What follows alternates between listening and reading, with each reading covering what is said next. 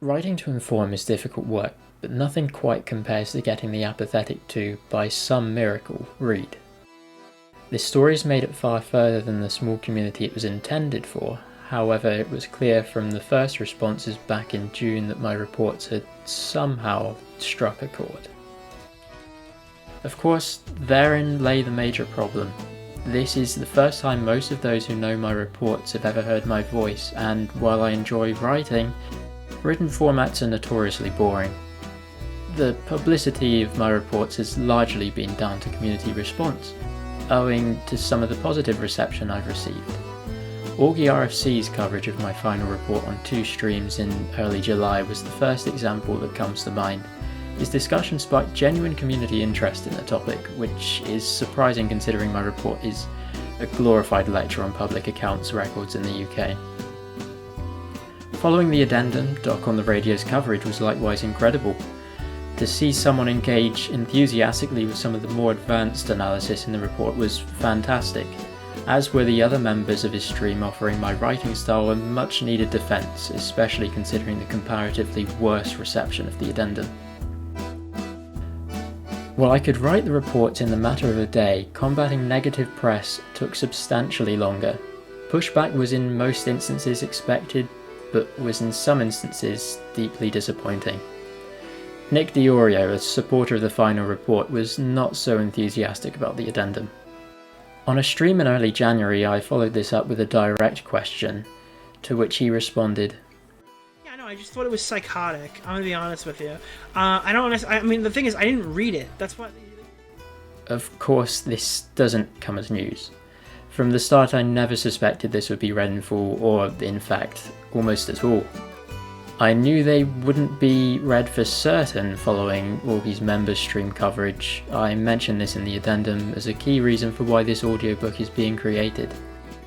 As for his other statement, I don't know. You can just, you could explain it without all the fucking bells and whistles of a fucking, I don't know. You wrote like an academic paper about it. It was like nuts.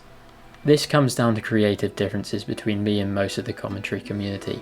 I'm never really one to do something half-heartedly or put out work that I know I can do better with. I owe this much to both myself and anyone who enjoys my work. Anything less would be disrespectful. These bells and whistles are my entire shtick. I appreciate the feedback, but respectfully, I'm not going to change my work to be less thorough. This sponsor situation has been a whirlwind on my end. After being casually in the community for years on end, in a matter of months my work has been known and appreciated by those I've been inspired by, even if they weren't so positive the second time around. I can't thank the community enough for their support so far, and I hope in releasing this audiobook I have repaid the favour by making my writing a little more accessible. I've neglected to mention that John too was once an inspiration of mine.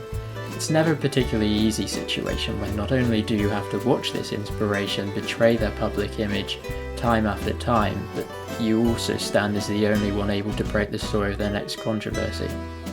I suppose I should have seen this coming a long time ago. After all, some heroes are best left unmet. The final report was my first PDF release on the 30th of June 2022, a few days after my Reddit post. In that time, I had triple-checked the research on every factual claim I made and considered every point in the most reasonably charitable way possible. I'll admit it isn't as well written as my addendum, but at the time I had a sense of urgency, and in having such a quick turnaround from my initial post, consumers were almost immediately aware of the risk. The project took an hour for the Reddit post, including research, a few hours each day for 3 days for further research and verification, including forming the major points of the report, then a day to write and proofread the report. Despite my charitability, this would later prove to not be enough.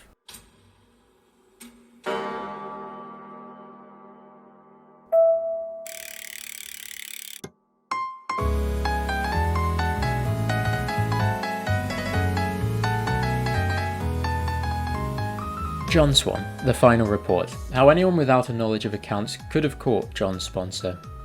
Now that it's been a few days, I've had ample time to conduct a full investigation of Yours International Limited, John's latest sponsor, to the best of my ability. What I've found certainly isn't good. In this post I intend to explain, as basically as I can, how and why John should have caught this without any knowledge of accounts. I've included my recommendations for the consumer, John himself, and creators looking to take similar sponsorships in the future. I'd rather we utilise this situation to ensure it doesn't happen again. This will be a very long report and is mostly aimed at those who want to know more or bought John's initial excuse. This is the audiobook format, so listen out for emphasis for the key messages of the report. The reader is invited to use the timestamps if this proves too difficult. This is intended to be a fully comprehensive source. I never really planned to make a video, but here we are.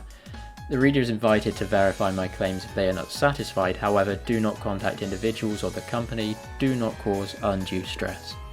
Warning signs. Before the strike-off. Address. Perhaps the most damning piece of evidence against John's due diligence. As he endorsed in Chris Hansen to catch a payday, when dealing with any company, know who you're working for.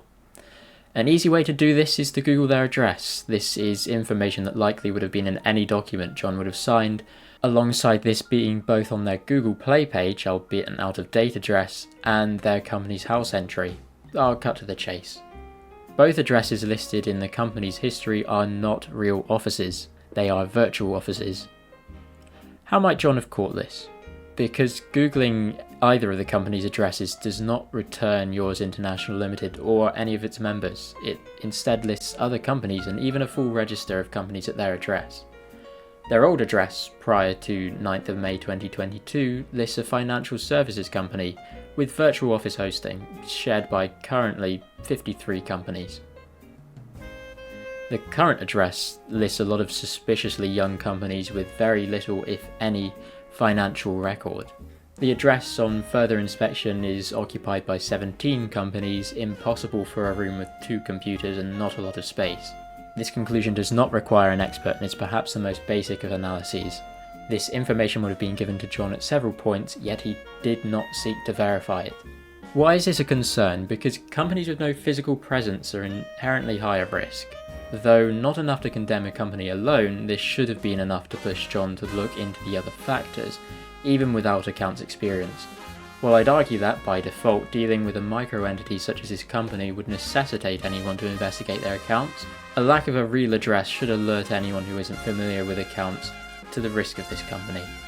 While completely legal, companies with no real physical office space are more prone to financial crime. They are inherently higher risk. Too high of a risk for a sponsorship, in my opinion. Even with no experience in accounts, it should be intuitive to you, the reader, or in this case the listener, that this is the case. Accounts. Accounts are often invaluable information into assessing a company and its involved risk, but require a bit of research and a bit of know-how. If you are not confident in this, speak to a bookkeeper or an accountant. Better yet, if you're a creator with no experience in this, do not work with small unknown companies. You can avoid this risk altogether by simply working with a big name. Nord, HelloFresh and Raid all have their accounts in order because they have an entire accounts department. I can't even fully verify that Yours International has employees, let alone a bookkeeper. As it goes, if you don't know accounts, don't deal with small companies. How might John have caught this? Googling the name of the company, which would have been given to John at multiple points in correspondence, returns their company's house profile as the first Google result. This would have been the case for a long time before now, as it's not a very regular search term. You're probably all familiar with the accounts overdue red text I showed you earlier. This would have been present since 28th of April 2022. It does not require accounts knowledge to see that a company never filing accounts is a bad thing, especially when in big red angry text. Companies rarely file accounts this late and it's never by this much. Why is this a concern? A company that can't file its accounts to this extent is alarming. Not only that, but if they take an entire year to file documents that keep their company afloat, it doesn't bode well for the quality of their service. We can actually see what exactly that might mean for their service in the next segment. Before April, it should have sufficed that alongside the tip-off from the address above, a lack of any accounts is suspicious. This is independent of country, this is always suspicious behaviour. This isn't in the report but just added context. So when there's a financial crime or a company that commits financial crimes in the UK, they usually dissolve their company before they ever file accounts in Companies House. This allows them to effectively keep operating kind of, under the radar. But, they never have to file accounts, so therefore no one ever suspects them. I'm not saying that this is the case here, that's just added context. Bit of a footnote. Right, back to the report. Irregular activity of the service. If John were using the product for many weeks, as he claimed, he ought to have noticed something strange too.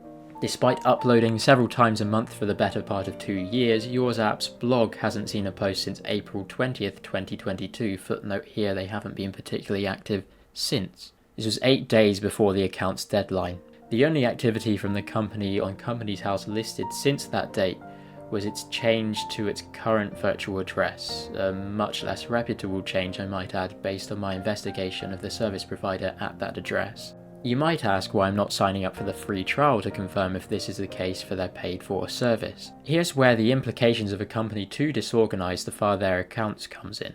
What do I mean by this? It means that once you're in, it's hard to get out. It has been reported by reviews that they'll take money from your account. At a hefty $120 is stated on John's link, but I've had conflicting reports default annually. This isn't small. One customer writes that this activity made them overdrawn, despite cancelling their account prior. I'll also take this opportunity to note that a lot of information on Google Play and the App Store for this app is out of date. A minor point, but this establishes a pattern of disorganisation on the company's behaviour. It just isn't worth the risk doing business with a company like this. I'm a student, I can't take that financial hit, and after all, I can't coast on my savings forever, quality John quote there. If anyone else wants to though, be my guest, just don't use John's link, he earns commission. Evidence in favour. Rounding off the evidence in this segment, I'd like to offer small hope in some of the positives I found. I was able to verify that one of the two directors exists, though I wasn't able to find anything on the Russian businessman. I was able to read about the Lithuanian pop star. Granted, I don't have anything on him for the last 6 years or so, but I can confirm he is a person that exists with no deeply concerning public history. Yours International Limited likely has employees. I wasn't really able to verify any of them, but I found some LinkedIn profiles that seemed to match one of the shareholders. This at least establishes that it might not be a shell corporation. The strike-off. I never intended to imply John should have caught the strike-off before he uploaded. It was filed at exactly midnight on the 28th of June, a little after the video was uploaded. Alas, it seems a few, mainly just John, seem to interpret it this way. Consider this my clarification. However, I insist John should have seen the writing on the wall, for the reasons I've listed above. In this segment I'll detail exactly what this strike-off means and how John has responded to this news and how John ought to respond going forwards. So, what does this strike-off mean? In the UK, if a company fails to meet its legal obligation, for instance, timely accounts, accurate address, a company can petition its removal via the Gazette. Usually, this is Companies House. Companies House is both a directory and a regulatory body. Within their systems is every active company in the UK, as is their accounts. Exercise is left to the reader to search through the best of Britain, such as Tesco plc and British Petroleum plc. It is hence sustained that googling Yours International Limited has always yielded their Companies House profile as the first result. It has been this way since the company was first registered by design. Many small companies are this way. Following a strike-off, the company has no less than 2 months to comply with the regulations. If this is failed, a company is usually struck off after 2 to 3 months, at which all its property becomes bona vacantia, Latin vacant goods, and hence becomes the property of the Crown. The company is dissolved and will cease to be a legal entity. At this point, the company cannot offer refunds, as it is no longer an entity. This is terribly worrying, as I'm sure you've noticed that even the charitable 3 months is much less than the 1-year plan John is pushing. Though if they owe a lot of money, the creditors can appeal the strike-off. That being said, that'd be hardly good news, would it? It's much more likely that they get their accounts in order instead.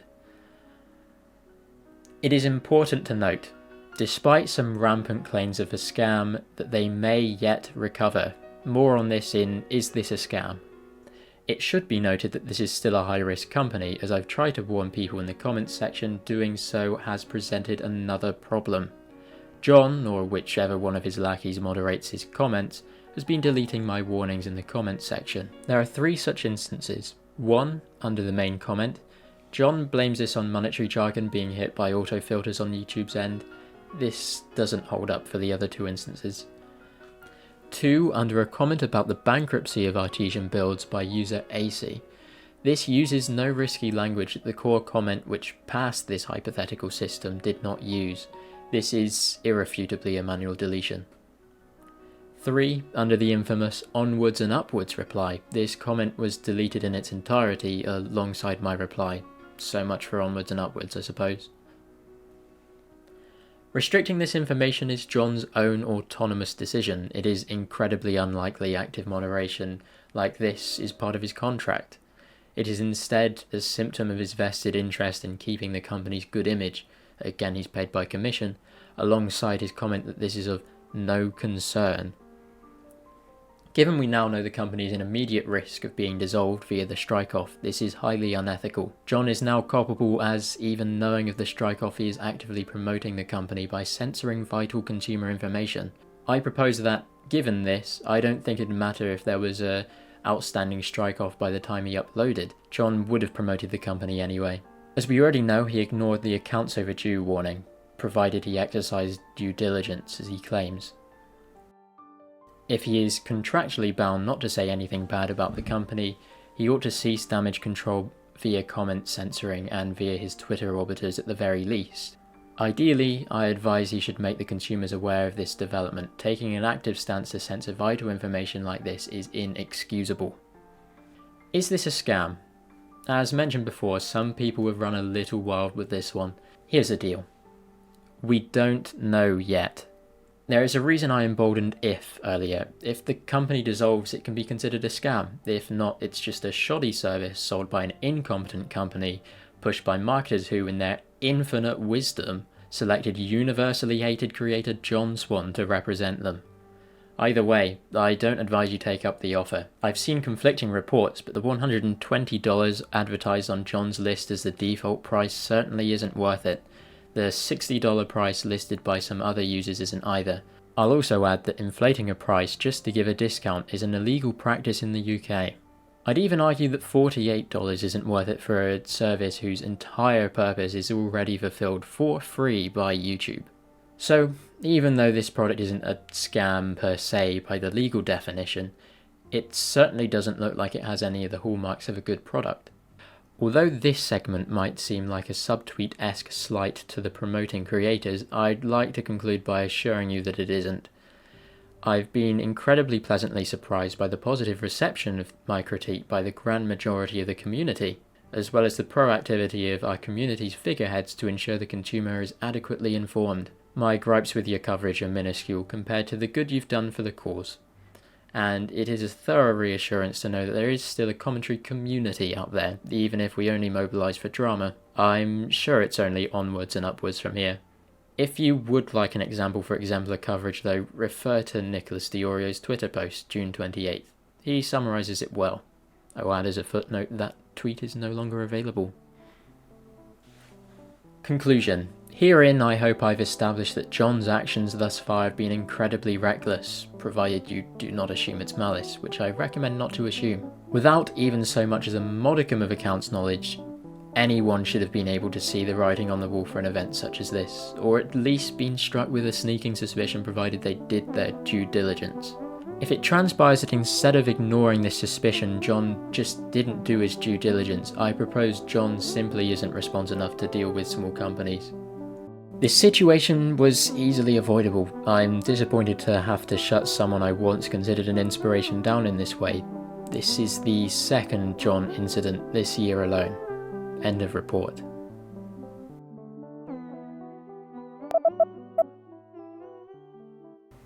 After I published the report, I had thought my even-handed verdict would be the end of the situation. This was enforced after John disappeared for 4 months.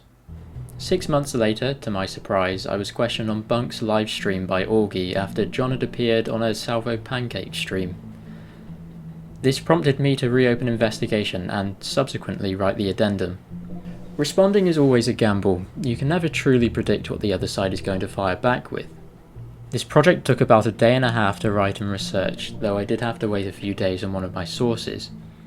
It remained unpublished for half a month before I did a final proofread ahead of publication on New Year's Day. As a fun aside, Nick mentioned I sounded normal upon hearing my voice that live stream. Now you've heard me talk at length for 20 minutes, I'll let you decide if that's correct.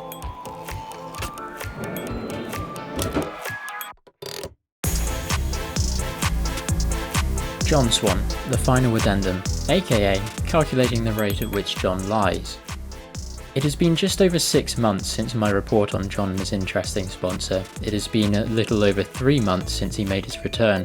I had thought, after the 3rd month of absence, he finally came to his senses and took responsible recourse for his long history of catastrophic blunders. I was wrong. John made his return on the 30th of September 2022. This was met with immediate controversy from Nicholas Diorio. Diorio makes claims of plagiarism. Evidence is circumstantial, but nonetheless interesting, given the prior that John has copied verbatim in the past. I urge you, the reader, to give such allegations strong consideration. However, I digress. This is not why I'm recording this. On the 20th of November, John appeared on the End of the Keemstar show. After hearing about John's claims on my report via Augie RFC on the Community VC, on the 21st of November, I decided to properly investigate the situation. As it turns out, my predictions of John's points, using the easiest possible method for a dishonest actor to warp my claims, were correct. If actions are repeated enough, predicting some behaviour from some people becomes easy. In other words, some people never change. Introduction. The foci of this addendum are claims levelled by John in the approximately 2-minute segment of Salvo et al. 2022 between timestamps 2:15:11 and 2:17:00. John's claims are discussed and, where appropriate, extra content and resources are given. In a bid for accessibility following Augie RFC 2022b, the addendum alongside the final report will be available in audio format, viz. A YouTube video on Glyccit. This is listed in Appendix 1. The addendum is structured as follows. In Section 2, an approach to the claims only as they apply to the author is applied. Each verbatim claim shall be addressed point by point chronologically. Specific attention is given in a subsection to the late filing claim. Then, a broader discussion of the further developments of the John case shall be discussed. In Section 3, broader community response is briefly examined, especially in the context of claims addressed in Section 2. In Section 4, key points are summarised. Section 2, discussion, author. 2.1, verbatim. Saying, John promoted a scam. False, lie of fabrication. This lie was repeated twice, though once was only implicit. This was never said, neither via Twitter or the report. In fact, the very opposite narrative was at play. In Glyccit 22a, page 6, the statement, "This is a scam," is discussed entirely. You've just listened to that. Both possibilities are explored, and it is concluded that, as it stood, the sponsor could not be considered a scam. To quote exactly, the report reads, "So even though the product isn't a scam per se by the legal definition, it certainly doesn't look like it has any of the hallmarks of a good product." Coverage by Nicholas Diorio was referred to as exemplar coverage. This is discussed further in Section 3. I couldn't have known that would happen. False. Lie of denial, addressed during the original Reddit argument. Refer to Glyccit 22a, page 1 to 5 and page 7. Information is available for the day after claim ibid, page 2 to 3. The notice for late accounts would have been visible in bright red text, figure 1, immediately visible as the profile is loaded. This is from the 28th of April 2022 until the accounts filing. Within 10 days, they filed their taxes. False, lie of fabrication and minimization. John was so sure of this claim, he said it twice. There's some ambiguity of phrasing here, but I'll clarify all timescales. From the point of strike-off, the company took 15 days to respond. From the deadline, the company was 75 days late, a few weeks over a quarter. And from the date the accounts are made up to, this was 346 days. The strike-off was discontinued on the 16th, 76th, and 347th day respectively. From this, it is safe to assume John likely meant from the point of strike-off, even though their general lateness was also criticised. He was wrong, out by a minimum of 50%. Ouch. and it was never cleared up by anyone. False lie of fabrication. This was initially caught by Nicholas de Orio in Bunk et al. 2022. This lie was repeated 5 times. In multiple instances, updates were diligently made and timely, almost live. These were sometimes alongside attempts at reining in the scam narrative discussed in the start of this section and section 3. 2 main instances of these updates are available for easy reference. The first will be discussed here, but the second is withheld for the relevant claim as John singles it out. In the early hours of the 13th of July 2022, slightly before the official discontinuation of the strike-off action, an update was issued to the original Reddit post, the highest impact instance available. John is aware of this post and circumstantially the edit, as he deleted his responses around the same time via Glyccit 22b and AugiRFC 22a. Ergo, this is a bold-faced lie, however it is certainly not the worst offence in this wheelhouse. The original person edited John Swan's Wikitubia and cited themselves. Partially true, misrepresented, lie by omission and exaggeration. This claim is complex and requires broader context. In refuting this claim, John Swan is herein directly accused of censoring attempts at setting the record straight with respect to the strike-off. This is in direct contradiction to the narrative in the previous lie. The full addition to the Wikitubia entry is given in Figure 2, scrolling proof is available on request. Appendix 2, Section 2a contains a relevant log entry publicly available via Wikitubia 22a alongside screenshots of references 40 to 43. The assisting source of this screenshot is kept anonymous to prevent collateral social tensions in the non-involved party. However, this contribution is here recognised and greatly appreciated. To begin to break down this situation, a sequence of events ought to be known. 24-hour GMT is used as a neutral reference format. On the 24th of July 2022 at 1951 GMT, an editing spree begins on AugiRFC's Wikitubia, with a large edit progressing through Hardly TBS's page at 2109, with another large edit, and then Bunk's page at 2130 with a small edit. The edit of the eponymous article was made at 2212 GMT, 24th of July 2022, with a referencing error correction at 2213. The edits made were grammatical fixes and a removal of redundant content, i.e. repeated content or incoherent ramblings by the previous page editors, as well as an addition of a section shown in Figure 2. These are the times listed on the Wikitubia website, Wikitubia 22b. It is hence presumed that the activity log Discord bot runs with a 1-hour delay. It is hence established that this is not a specific targeting of John, but was part of a larger update of YouTuber pages. On the 25th of July 2022 at 0941 GMT, a deletion request by John Swan was executed. This was a mere 11 hours 29 minutes after the initial edit. This is including moderator response time, talk about rent-free. At 1412 GMT, the author was made aware of this deletion when updates were being written for the Reddit post, leading to edit 3 of Glyccit 2022b around the same time. The timeline, alongside Figure 2, can now be applied to John's statement. While it is true that John Swan's page was edited, it was not a targeted attack. It was documenting a big controversy, as John refers to it, as it occurred, alongside providing the update. This is the very purpose of Wikitubia controversy sections. It is not absurd that this was done. The claim that the edit called the sponsor a scam is outright false. This is shut down twice during the edition. In knowing about the edit, John must have read the added section, especially if he remembers what it cites.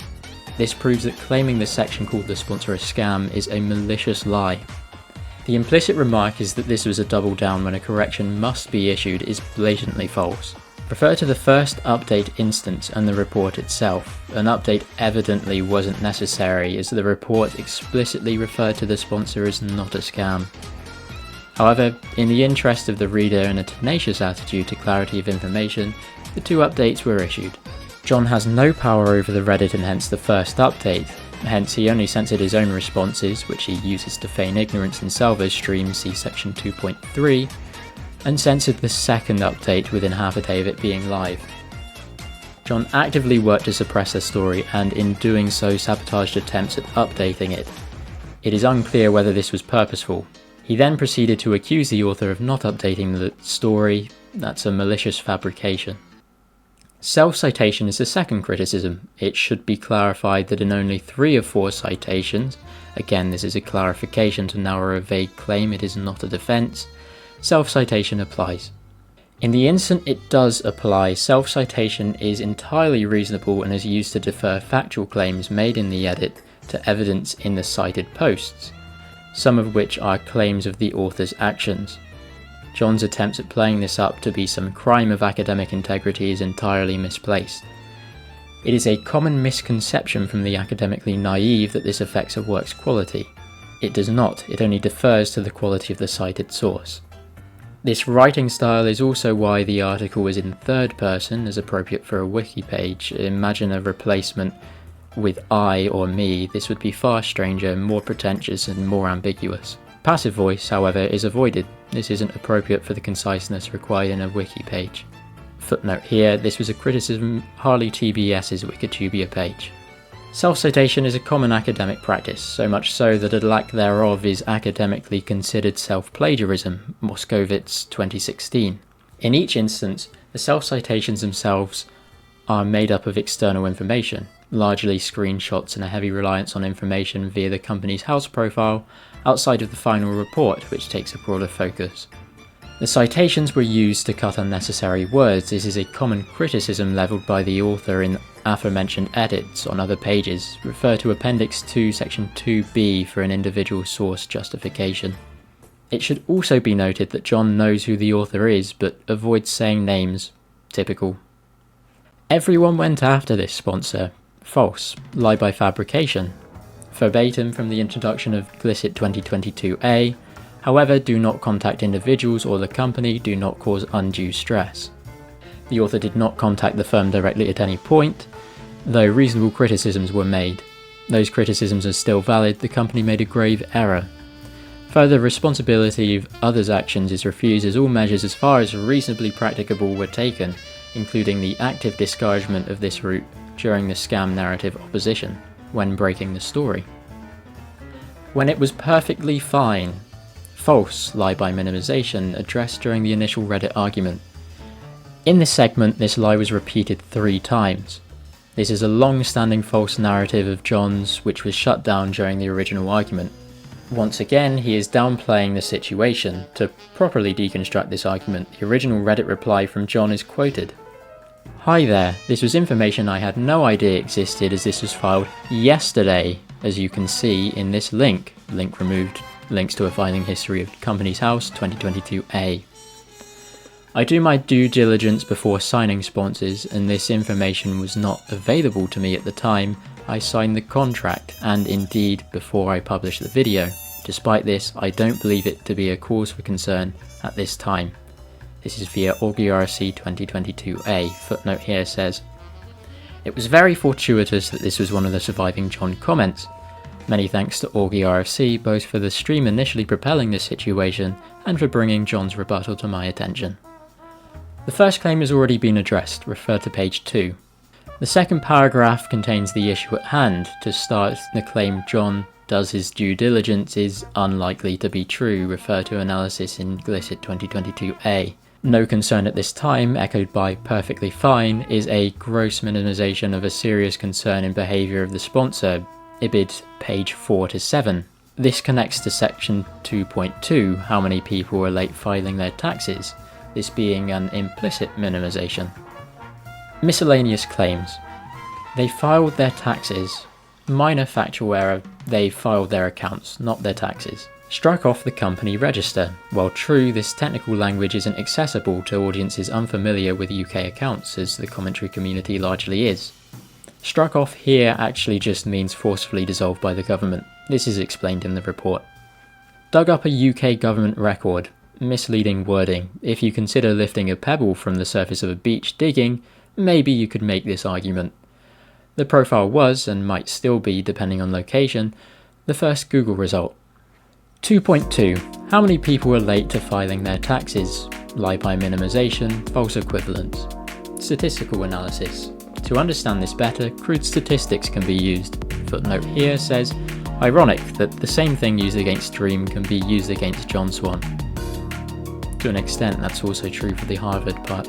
In this instance, the binomial probability theorem is relied upon given in equation 1.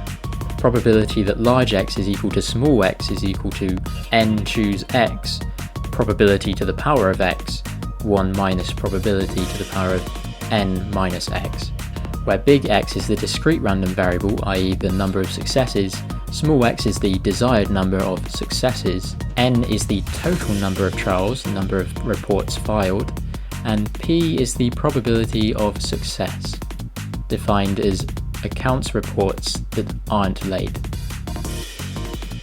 Evidently, p must be estimated. This estimate is evaluated in the case study conclusion. It is not appropriate to estimate the single year probability of a late report directly.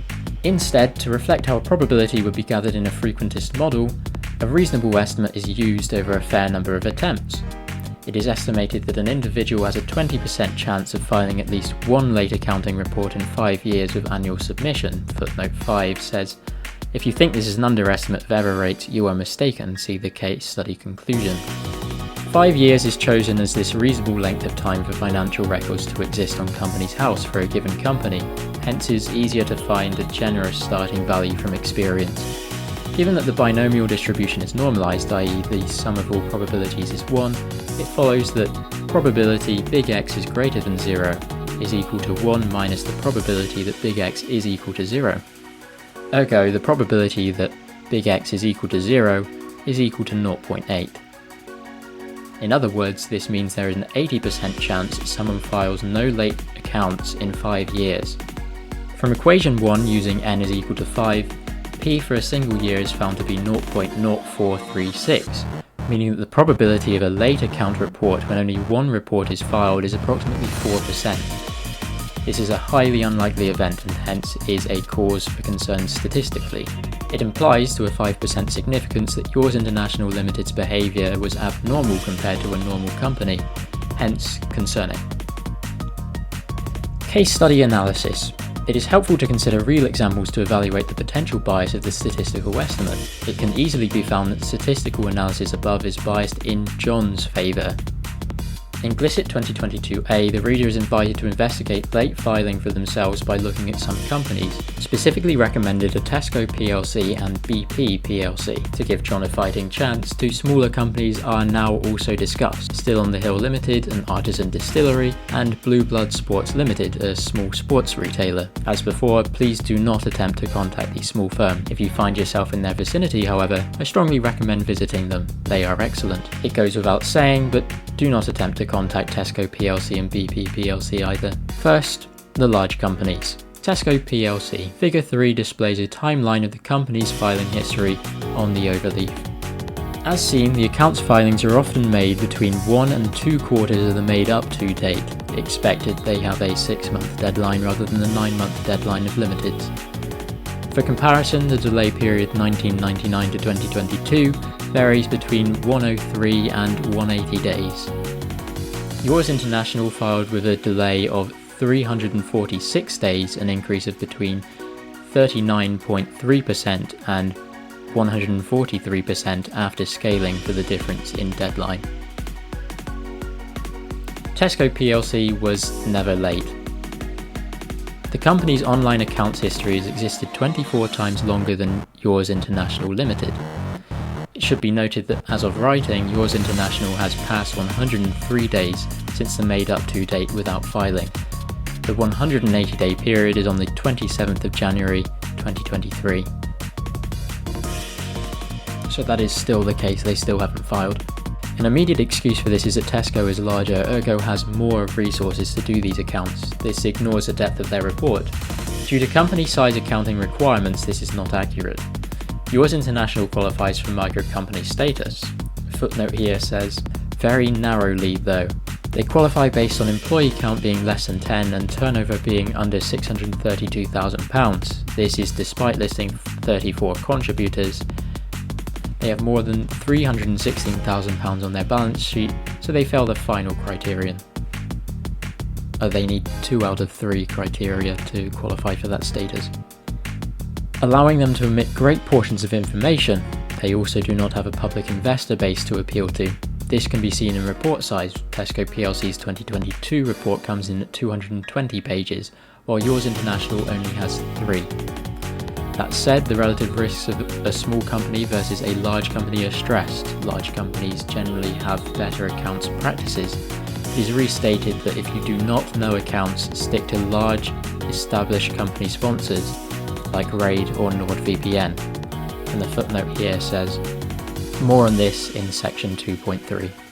BP plc. BP plc account filings are given in Figure 4 on the overleaf.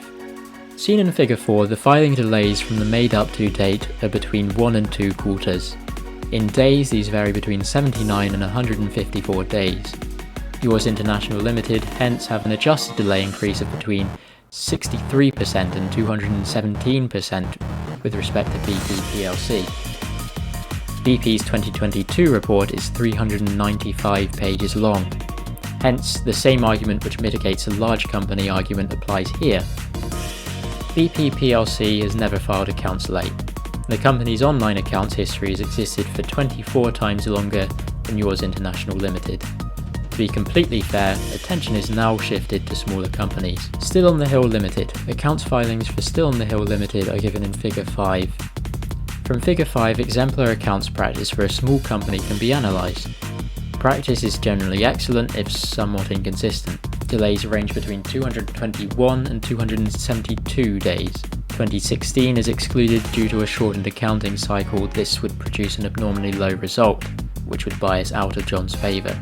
Hence, it is calculated that the delay of Yours International has a relative increase between 38% and 70%. Still on the Hill has never filed accounts late.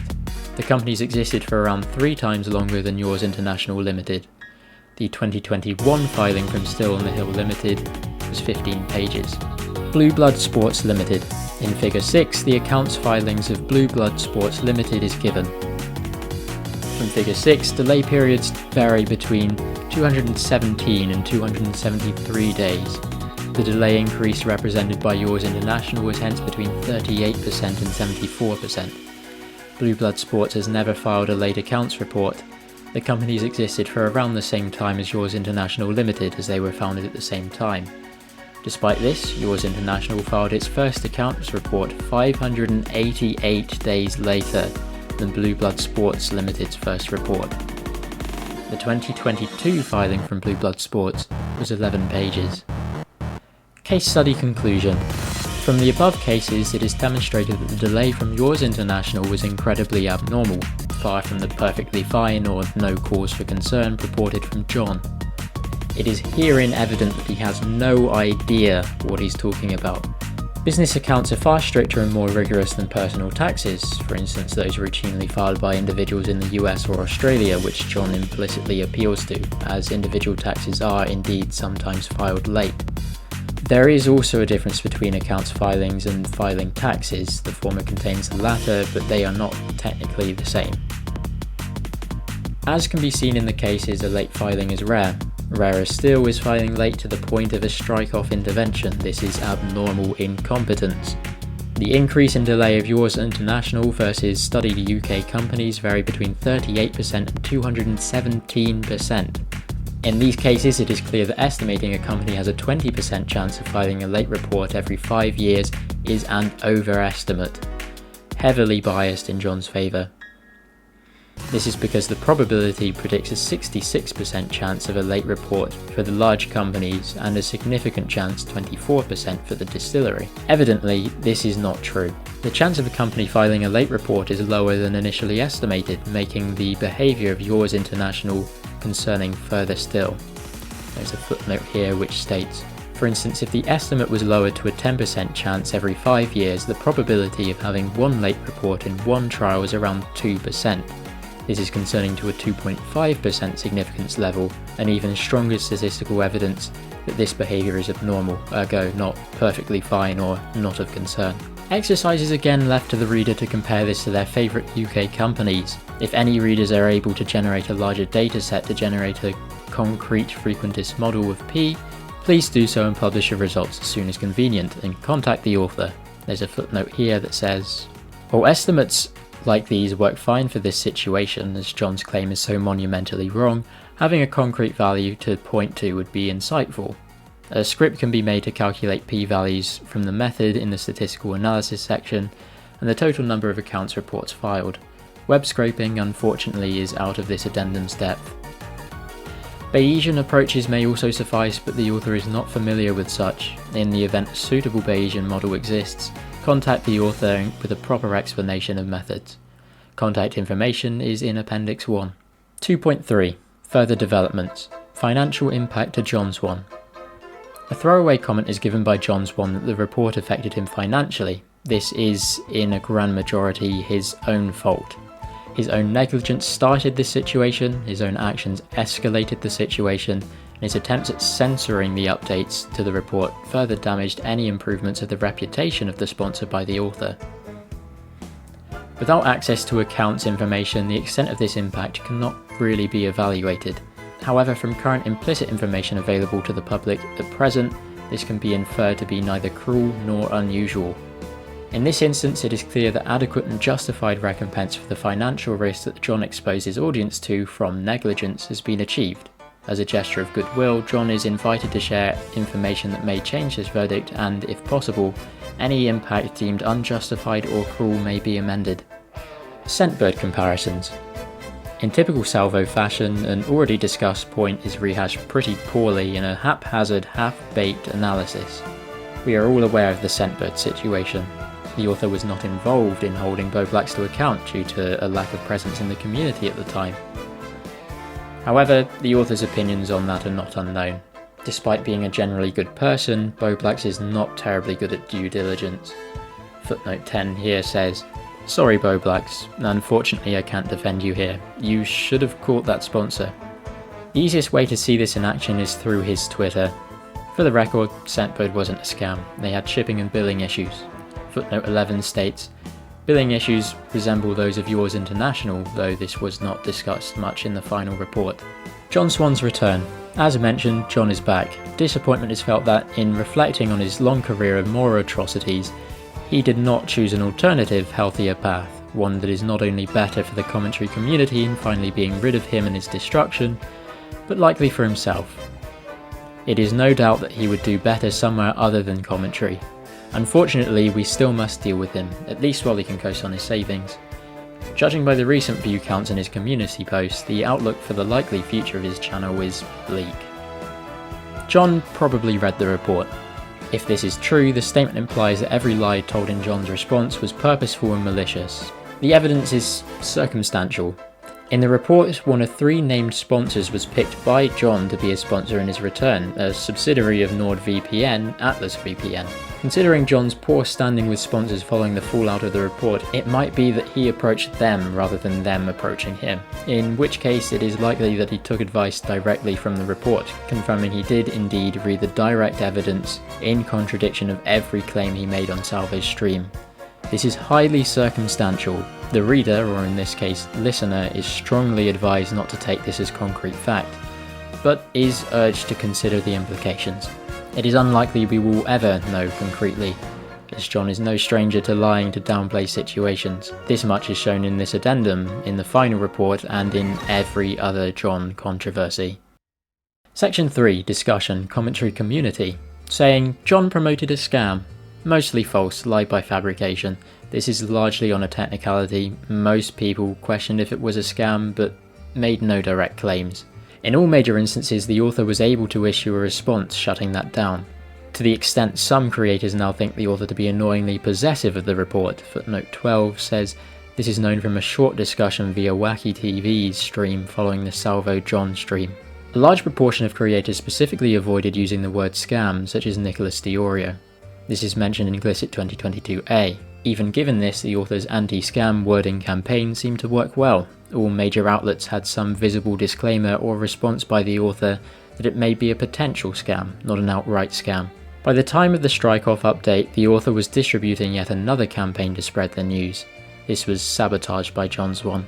Everyone went after this sponsor. False. Lie by fabrication. There exists no public information that anyone contacted or targeted the sponsor about this issue, presumably outside of the UK government via Companies House, as part of the strike-off notice process. John was always the target, and there exists no public evidence that anyone directly targeted the sponsor instead of John Swan. John Swan is invited to present any information that may contradict this claim, however no responsibility is accepted. Discouragement of this course of action was implemented by the author as far as reasonably practicable, while still providing an accurate picture of the situation at hand. Scentbird comparisons. It is obvious that a double standard exists among other members of the community. It is advised they hold their friends to proper, though friendly and empathetic account. If we want to remain in low centralised governance, we must self-govern.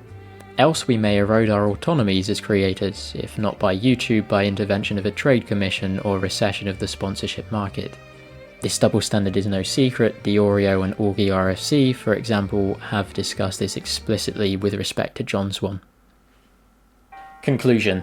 From the data above, the rate at which John Swan lies can be calculated. Taking only the lies directed at the author, John lies a grand total of 15 times. Given the segment is 1.82 minutes long, this gives a lying rate of 8.26 lies per minute to 3 significant figures. Footnote 13 says, if you're a stick in the mud when it comes to SI, this is 0.14 lies per second, 2 significant figures to match the minimum significant figures given. That's an average of 1 lie every 8 seconds.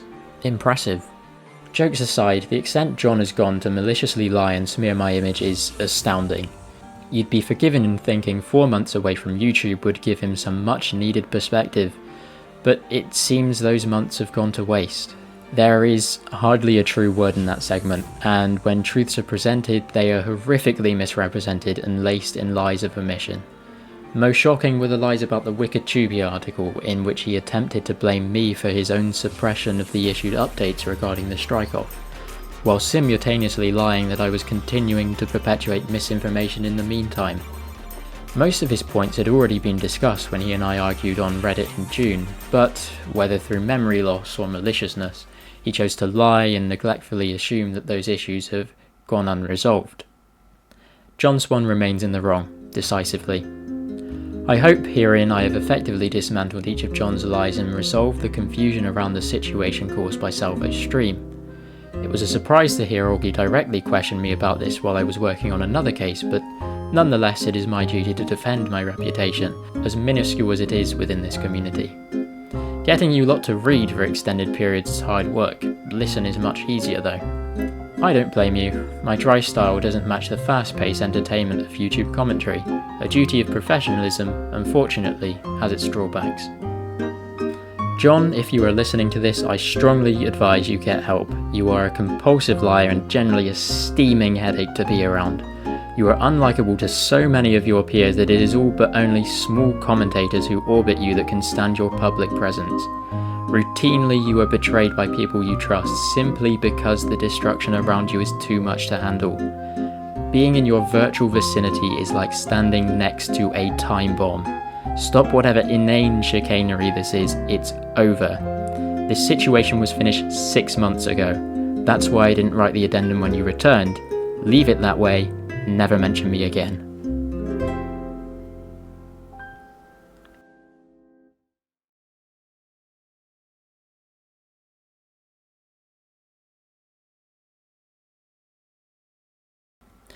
End of report, but I would like to rattle through some of the appendices.